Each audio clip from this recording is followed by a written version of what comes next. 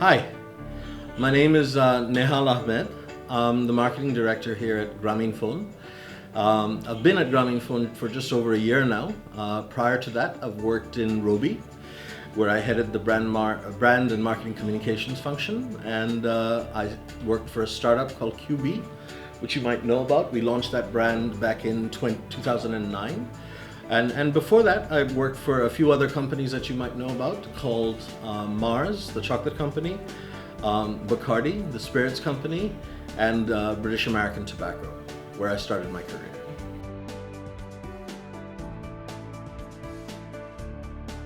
Since I work in marketing, I often get asked by friends and family members, what is marketing really?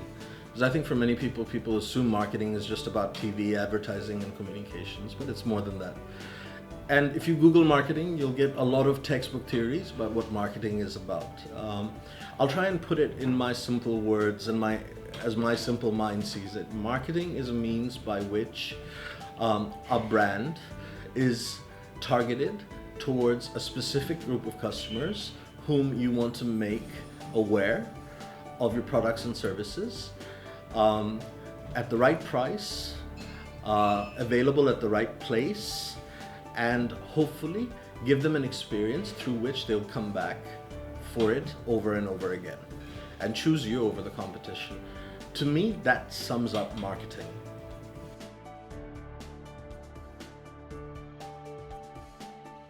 When people think of marketing, they usually think of the bright, shiny stuff like advertising, communication, concerts.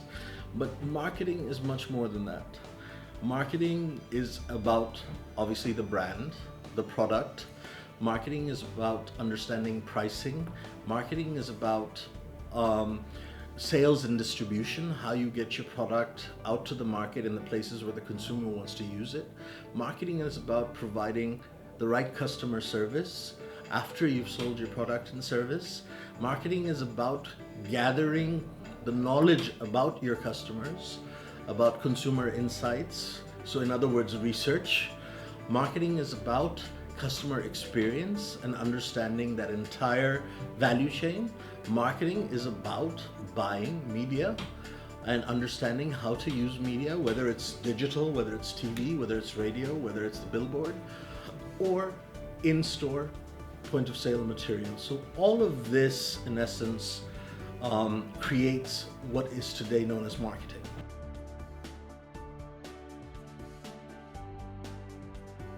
So how's marketing relevant for everyone?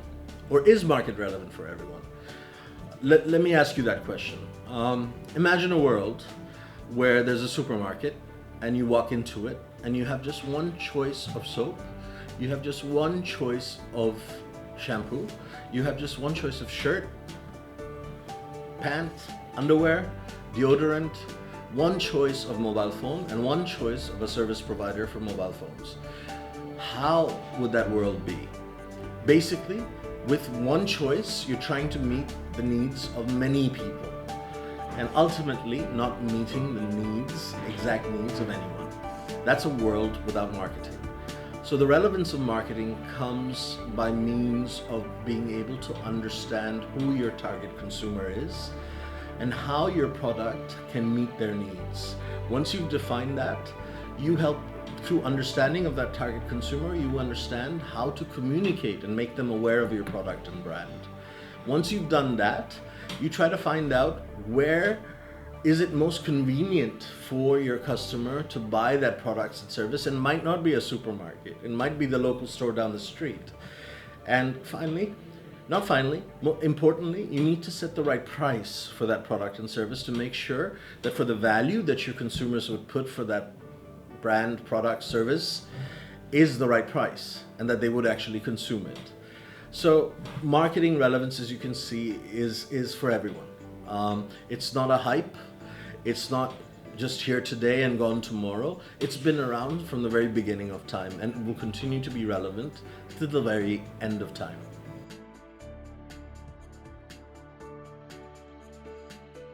To be honest, I actually in university studied industrial engineering and operations research. So I spent a lot of time doing maths and science and had nothing to do with marketing whatsoever.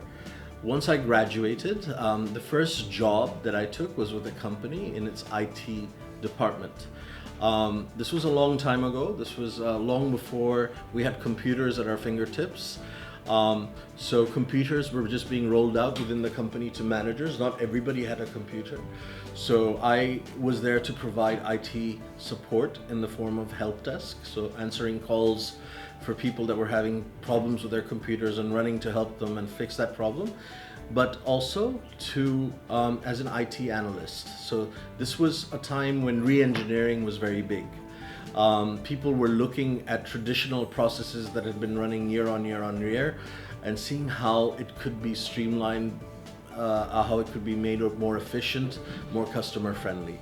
So it just so happened that first year of my first career, the company was British American Tobacco. I got a chance to work with sales and distribution in looking at the secondary supply chain and seeing how we could map that process and add automation, IT systems to streamline it. It was a great opportunity, great project, totally in line with industrial engineering, which I studied. But it also exposed me to something exciting, exposed me to the front end of a business where you're interacting with retailers, with customers, and trying to make their life easier. And that was fascinating. And I remember at that time thinking that, God, am I really doing the right thing? You know, because I'd much rather be like one of the sales guys or one of the marketing guys who are really focused on meeting the needs of the customer or the retailer. And something funny happened. About a year after I started my work, I was walking down the hallway of the BAT office at that time, and there was a marketing director, Mr. Simon Bird, who was heading the marketing department at that time. He'd seen me present, and he came up to me in the hallway, and just the nature of person he was, he randomly stopped me and just said, "Nehal, how'd you like to work for marketing?" And he was quite a personality, so I really didn't know how to respond. I'm like, "Excuse me, I don't really understand." He's like, "Think about it and come and talk to me. How would you like to work in marketing?" And he left me at that, and I had no clue what he was talking about. So I went to my then boss in IT and talked to him, and he suggested that, look, you know, he didn't know what it was about, and to never let an opportunity slide, he suggested that I should go and find out what it's about. So I went and talked to Simon. And at that time, they were launching a brand that had a certain relevance with a certain consumer segment in Bangladesh. And he plainly said that he didn't understand that consumer segment, but I, in his eyes, represented that consumer. So if I could work with him in launching this brand, he would teach me marketing. He said by teaching me marketing, he said he would hold my hand and take me through the steps. But in return, I would have to help him understand that consumer and the consumer needs. And that's how my life in consumer, brand was Benson and Hedges. We launched it. The first 6 months was really tough. I had no clue about marketing. I took that jump and I took that risk, thinking that, you know, if I don't, then 5 years down the line as an engineer, I might look back at my life and say, you know, I had that opportunity, but I didn't take it. And if I did and failed, I thought, I'm just starting my career. You know, what if something goes wrong? Worst that can happen is I lose my job, but then I have the confidence that I'll find something else to do. But at least I won't look back in my life 5 years down the line and regret it. So that's how my journey in marketing started. I worked on various brands in British American Tobacco in Bangladesh for 4 years, and then I was transferred to the head office in London, where I was responsible for managing one of the brands globally. And I worked for about 3.5 years in London for BAT with that global responsibility. By that time, I had an interesting offer from another company called Mars. It's not the planet, it's a chocolate company, Mars. And to work in a completely different category. And I joined Mars. I joined Mars and worked first in their B2B side of the business, and then moved on to work as a European brand director for Maltesers, which is a very exciting chocolate brand. But interestingly enough, its target consumers were women. So it gave me a chance to work and understand the needs of women, and it gave me a much better appreciation of understanding my sister, my mother, my wife, and their needs. So I'm grateful for that. And then after working in Mars for another 4 years, I moved on to another category, which is perhaps slightly controversial in Bangladesh. It's a spirits company called Bacardi. So I worked as a global marketing manager for Bombay Sapphire, which is their flagship gin product. And that exposed me to a completely new category as well. It's a luxury brand, it's a premium brand, and I got to work with markets ranging from Australia to the US to Spain to Japan, and formulating the brand strategy and the marketing strategy and helping markets roll out a consistent strategy across the world, which was phenomenal. And many new insights came out of that. After a while then, I'd lived in England for about 10 years. My parents were in Bangladesh. My father fell ill. So I decided to move back to Bangladesh in 2009. And after taking care of him for a while, I needed to do something. And it just so happened that somebody made me aware that a new company was launching. A new company with a new technology called WiMAX. So I started consulting for that company, which was called QB, in marketing, and eventually they offered me the position as the Chief Marketing Officer for QB. So we launched the brand. I worked on it for 2 years with a fantastic team in a total startup environment.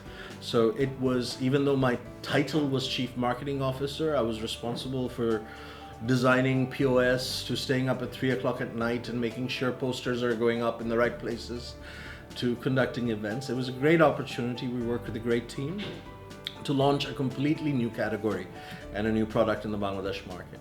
Then I moved on to Robi, where I worked as the head of Executive Vice President of Brand and Marketing Communications for about a year.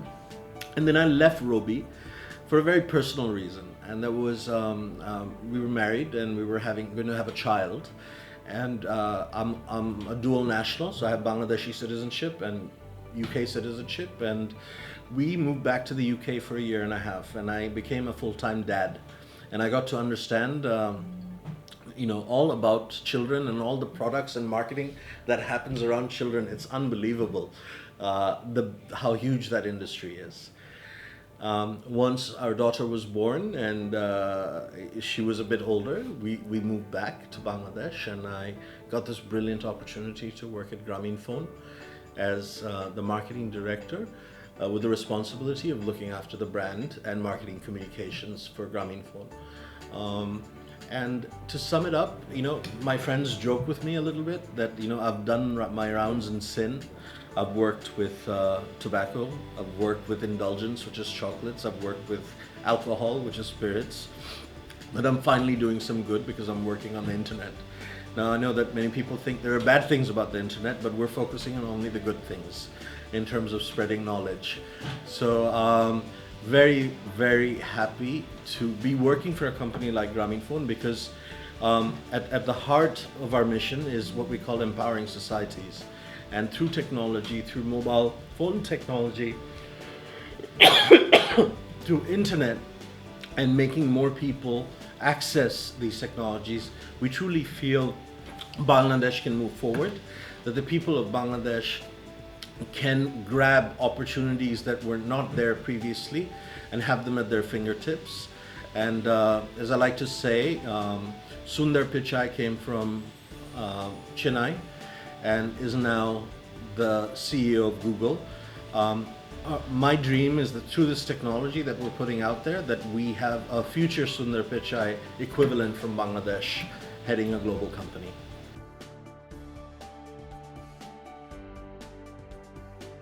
I think by nature, as in marketing, as in services, competition is a good thing. So competition brings in the best in us. For instance, I work at Grameenphone. If we didn't have competition with our other operators, we wouldn't be striving to offer better and better services for our customers. Similarly, for our students and the competitions that we have in business studies. I think it challenges us to think, to try and think better than the other person around us. And it challenges us to look out of the box, to think of new things, of how we can win, and it creates a sense of competition to win.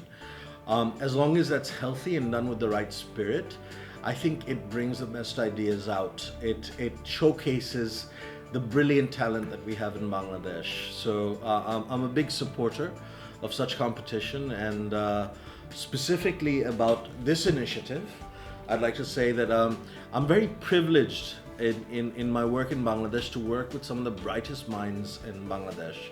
And specifically in my line of work in marketing, I welcome bright individuals participating in Brandwitz and coming out in future to hopefully help us do a better job in serving our customers.